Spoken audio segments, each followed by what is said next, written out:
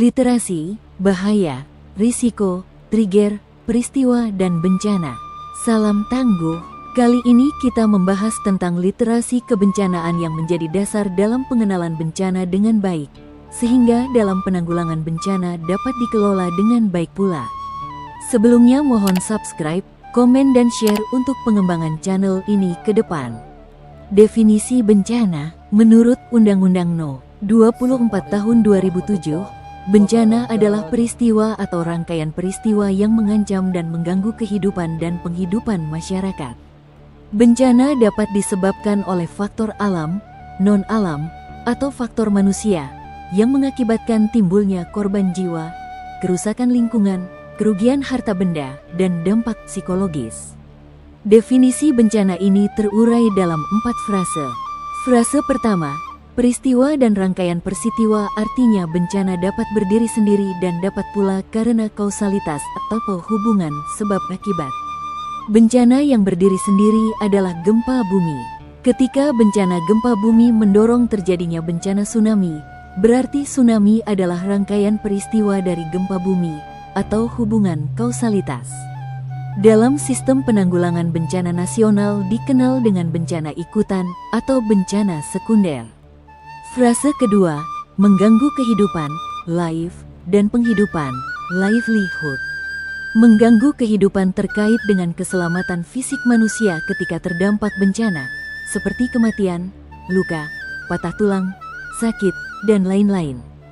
Sedangkan mengganggu penghidupan terkait dengan sosial ekonomi masyarakat, merusak ladang, sawah, tanaman, kios, jasa transportasi dan segala sesuatu terkait sumber mata pencaharian masyarakat. Frase ketiga, disebabkan faktor alam, non-alam, dan faktor manusia.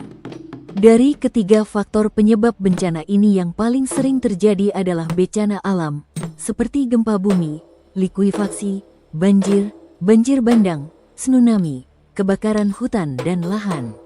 Bencana non-alam seperti wabah, epidemi, kegagalan teknologi, dan lain-lain.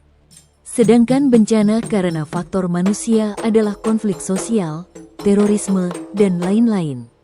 Dari aspek sifatnya bencana dapat dibagi 3 pula, yaitu bencana hidrometeorologi, bencana geologi, dan bencana lingkungan. Bencana hidrometeorologi antara lain banjir, banjir bandang, kekeringan, karhutla, tanah longsor, dan lain-lain. Bencana geologi antara lain gempa bumi, tsunami dan likuifaksi, gerakan tanah, dan lain-lain. Sedangkan bencana lingkungan adalah terkait kepada perubahan iklim. Frase keempat, berdampak kepada korban jiwa, kerusakan lingkungan, kerugian harta benda, dan dampak psikologis. Dalam kaitan ini dapat dicontohkan erupsi Gunung Sinabung adalah sebuah bencana dan erupsi Gunung Anak Krakatau tidak bencana. Di kaki Gunung Sinabung terdapat permukiman dan lahan atau ladang pertanian masyarakat yang terpapar. Sedangkan Gunung Anak Krakatau berada di tengah laut atau Selat Sunda dan tidak ada masyarakat atau penduduk terpapar di sana. Sedangkan erupsi Gunung Sinabung terpapar manusia, lingkungan, harta benda, dan psikologis. Oleh karena itu erupsi Gunung Sinabung adalah bencana erupsi Gunung Sinabung. Dengan demikian, dapat disimpulkan bahwa apabila peristiwa yang tidak berdampak kepada 4 faktor yaitu manusia, kerusakan lingkungan, kerugian harta benda dan dampak psikologis, maka peristiwa tersebut tidak bisa dikategorikan bukan bencana, melainkan hanya fenomena alam saja. Ketika peristiwa berdampak kepada 4 faktor tersebut baru dapat dikategorikan sebagai bencana. Hubungan hazard, risiko, trigger, peristiwa dan bencana terdapat 5 komponen sebelum sebuah peristiwa dikategorikan sebagai bencana. Komponen pertama adalah hazard atau bahaya. Bahaya adalah segala sesuatu yang dapat mengancam kehidupan manusia, seperti sungai, hutan, tebing, patahan, dan lain-lain. Sungai bisa mengakibatkan banjir, hutan mengakibatkan karhutla, tebing mengakibatkan longsor, patahan mengakibatkan gempa bumi. Komponen pertama hazard atau bahaya. Dalam pembelajaran ini, kita contohkan komponen bahaya adalah sungai. Bahaya sungai karena terdapat permukiman di sekitar bantaran sungai. Bisa mengancam manusia. Komponen kedua, risk atau risiko. Sungai sebagai komponen bahaya adalah bersifat dinamis dengan adanya curah hujan, pendangkalan, dan penyempitan sungai.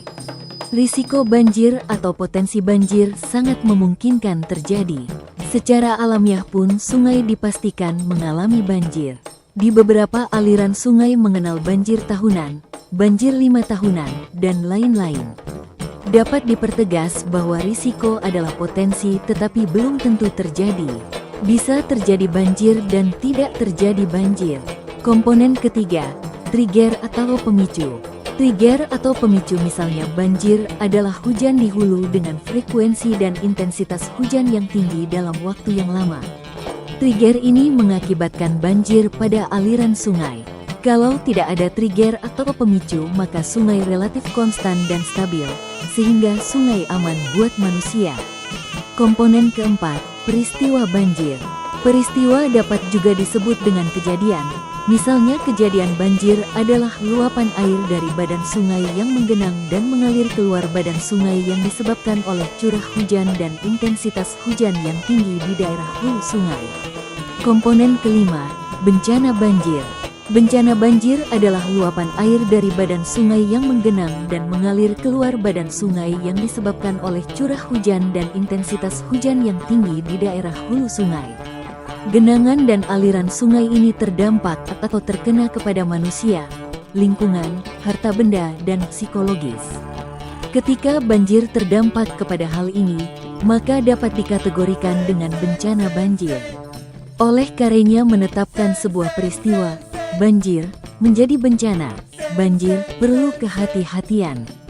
Jangan terlalu menyederhanakan fenomena alam dikatakan bencana, karena nantinya terkait kepada program penanganan dan pendanaan penanganan bencana. Kenali bahayanya, kurangi risikonya siaga menghadapi bencana. Bahaya sungai adalah kedalaman sungai, kekuatan arus dan luapan sungai.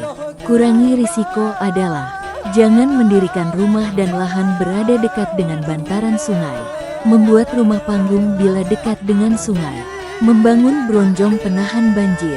Siaga menghadapi bencana adalah sistem peringatan dini berbasis komunitas. Latihan evakuasi mandiri secara berkala. Demikian pembelajaran kita kali ini, semoga bermanfaat dan salam tangguh dan siap untuk selamat.